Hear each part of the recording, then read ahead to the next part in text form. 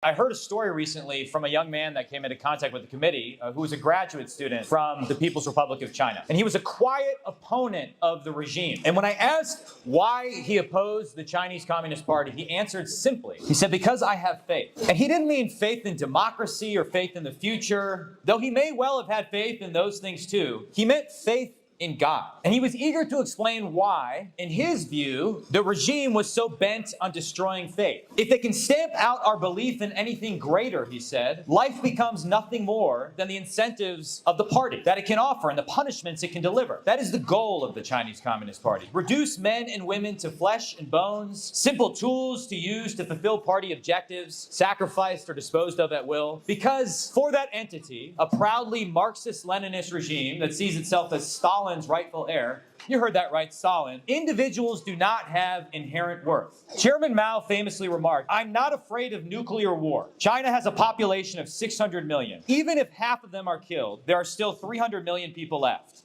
That's a statement that's unthinkable in most of our countries. But the party does not exist to serve the people exist to serve the party, even if only as cannon fodder. That's why they spend more on internal security than on their military. That's why they have such a pervasive censorship system. And that's why, as this young Chinese man explained, and the CCP is desperate to crush religion. Because the very concept of an individual with dignity and worth must be destroyed. And religion is its most vehement defender. So for decades, they've tried mightily, desperately, to destroy belief in God entirely. They famously imprisoned believers in mass. They've tortured them. They've sent millions of Uyghurs, Falun Gong, and other religious minorities to re-education camps. There's a genocide active underway in Xinjiang province, the largest internment of an ethno-religious minority since the Holocaust. They've destroyed Buddhist statues, they've bulldozed monasteries, they've destroyed mosques and churches, they've used artillery to shell holy sites in Lhasa and tried to kill the Dalai Lama. They've ripped millions of Tibetan children from their parents, many as young as 3 years old, and sent them to colonial boarding schools in order to destroy their faith and sense of self.